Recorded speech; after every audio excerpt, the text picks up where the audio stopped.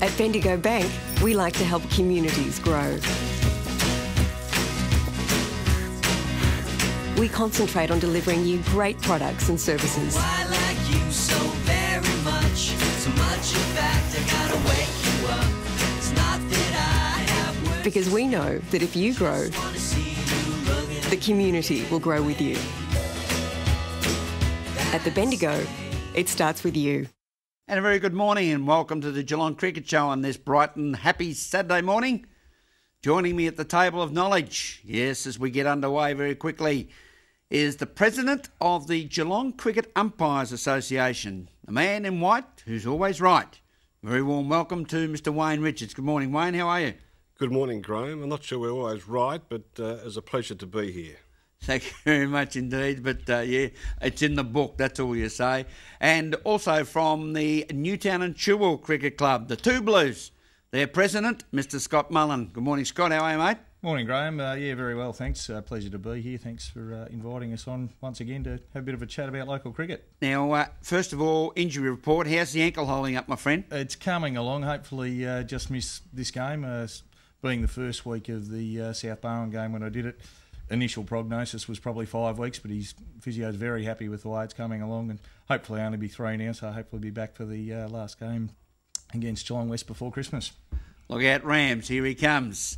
Well, in the world of Premier Cricket, it was a big weekend. It was a Saturday-Sunday game down at the Geelong Cricket Club between Geelong and perennial campaigners Essendon. And Essendon really set the benchmark on Saturday when they batted for the full day and they scored a mammoth 8 for 402, including a magnificent 210 from Ben Fletcher. Two elements here. Ben Fletcher, it was the highest score by an Essendon player in Premier or District cricket, breaking an 88-year-old record. And it was the first time an Essendon player has made a century against Geelong, the highest previously being 94 by Andrew Mato, who made that a few years ago. So 210 is a lot better. But chasing 8 for 402, I suppose, Scotty, if you had that on the board, you'd be pretty happy.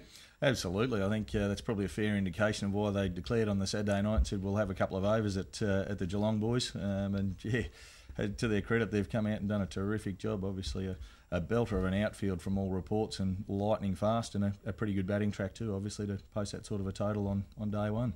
And that was that 8 Essendon wickets down was done without the inclusion of Luke Muller, who's still a little calfed at the present time, but we hope to see Luke back on the field against Richmond this weekend.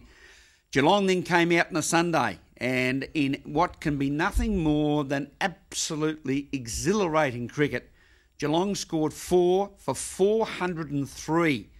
They had an opening partnership of 102 between Sean Dean and Joel Davies, who opened the batting. Joel made 50 before he was dismissed with the score at 102.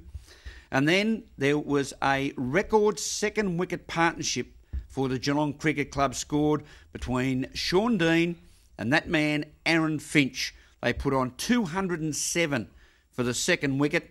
Sean Dean finally out for 134. Aaron Finch out for 120. But believe me, it was absolute classic batting. And I suppose, Wayne, if you're out there umpiring it, it would have been a joy to watch. Yes, Graham, we as umpires just don't get there to make the decision. We also like to enjoy the game of cricket, see good bowling and good batting. And that's one of the things we do. That's why we umpire cricket, to see good cricket played. So I would have loved to have been down there. Unfortunately, I was down at Richmond Crescent doing a lesser grade game. But yeah, I try and get down to Geelong when I can to watch the Premier stuff when I'm available. So well done to the Geelong Cricket Club. I know Damien Shanahan, the coach, absolutely elated after that performance. Still leaves Ringwood sitting on top of the ladder on 30 points. But Geelong have maintained second position on the ladder on 25 points. So interestingly, last year's grand finalist, Ringwood and Geelong, already setting the pace in Division 1 or in the first 11 of Premier Cricket. The Geelong second 11 had a good win. Matty Dean and Michael Condy. Congratulations. Matt Dean made 73, Michael Condy 51. They put on a 100-plus opening partnership. The thirds had a loss and dropped to 6th on the ladder. The fourths had a loss and dropped to 7th on the ladder. So it was 2 wins and 2 losses for Geelong last weekend. Today, Geelong take on Richmond up at Punt Road. Richmond are in 17th position on the ladder out of the 18 teams. They've only got 8 points against their name. However, playing at Punt Road will be a very, very challenging task as far as Geelong is concerned. Trent Wallery's played in the seconds last week. Big question, will the Iceman make his way back into the first 11 to take up the pace attack with Mark Carson and Jason Miller? It will be Justin Miller. It will be interesting to see. And also, let's hope Luke Muller can make his way back in the side. But certainly Geelong coming off that big win against Essendon last weekend, they should be far too strong for Richmond at Punt Road. They'll enjoy the magnificent wicket you normally get at Punt Road and the amazingly quick outfield. So good luck to the Geelong Cricket Club in their game against Richmond up at Punt Road, starting at 11 o'clock this morning. Go Cats, as we go to a break on the Geelong Cricket Show. At Bendigo Bank, we like to help communities grow. We concentrate on delivering you great products and services. I like you so very much. So much, in fact, I gotta wake you up. It's not that I have words. Because we know that if you grow, Wanna see you rugged. the community will grow with you. At the Bendigo, it starts with you.